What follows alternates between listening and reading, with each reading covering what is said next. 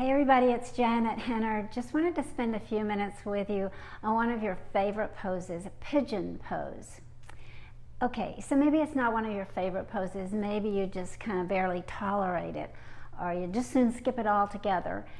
Stay tuned, I have modifications that may be able to make it more accessible to you. So let's start as though you're in a flexible body, and then we'll talk about the modifications and even an alternative pose. I like to start in a downward facing dog for my pigeon pose. You can start in a table pose by just placing one knee between your hands, but the down dog seems to make it flow more smoothly. So from here I just lean forward, bring one knee between my hands and the foot to the other side of the body, and then scoot that back leg back as you drop it down. Scoot this back leg back as far as you can to get that nice stretch across your hip flexors here. That's one of the main benefits of this pose.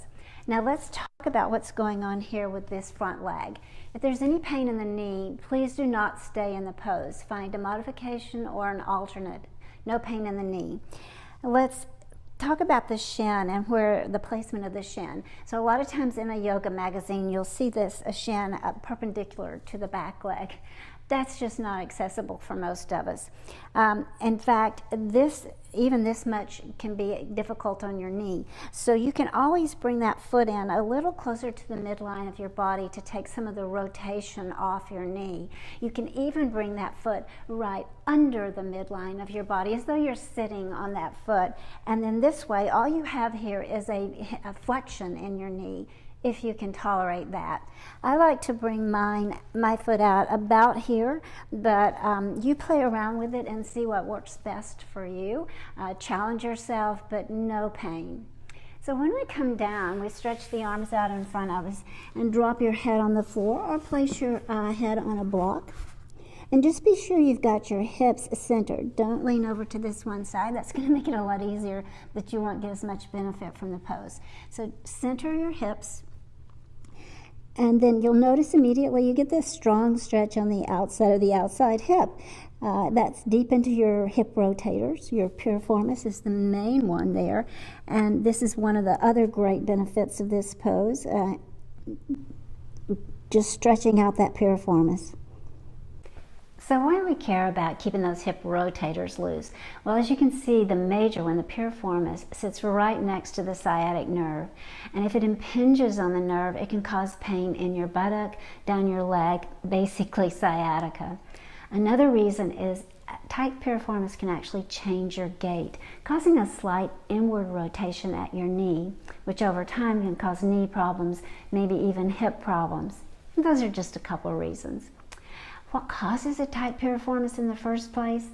Well, the experts tell us it's things like poor posture, prolonged sitting, which happens to also be a problem with your tight hip flexors, maybe exercising too much without stretching out the piriformis, and then finally, tight hip flexors themselves can cause an anterior tilt to your pelvic area, which further pulls on your hip rotators, your piriformis. So it all works together, and this pose helps to stretch out both your hip flexors as well as your hip rotator. You want to stay here for 2 or 3 minutes to really get the most benefit from the pose, and then when you're ready to come out, just come back into your down dog to prepare to do this on the other side. So I'll just be skipping the other side so I can go straight to some modifications here. One modification, especially for people who have tight hips, is to use a couple of bolsters, or even just one if that's all you need. I'm going to place a round one in the front and a flat one in the back. And then I'm going to leave enough room in here for my knee and my leg. So this bolster will support my upper body. This one will support my back leg and part of my hip.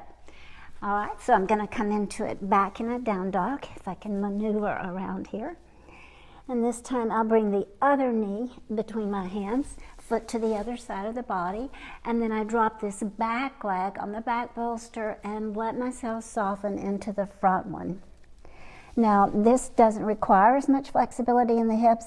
It also takes some of the flexion off your knees, so it may be a solution for you if you're having issues there. I'm still getting a strong stretch over here on the outside of this hip that's deep into my piriformis, and it really feels good. I feel like I really should be holding this for 2 or 3 minutes. However, if this doesn't work for you, if you're still having issues with it, you may want to come onto your back and do this as sort of a reclining pigeon or a figure 4 pose, which is also a good solution if you have osteoporosis and you've been told that you should avoid that kind of forward bending. So lifting up your knees, place one foot to the outside of the other knee, and then thread your hands through. You can either hold the top or the bottom of that knee and just pull it in towards your chest. The important thing is to make this an active pose. Don't just hang loose here. Really draw that knee in and experience that stretch that I'm really feeling right across here. So be sure you do it on both sides, 2 or 3 minutes. And that's about it for a few ideas on the pigeon pose, and I hope that helps you think about modifications that may make it more accessible and enjoyable to you. Okay, thanks for watching.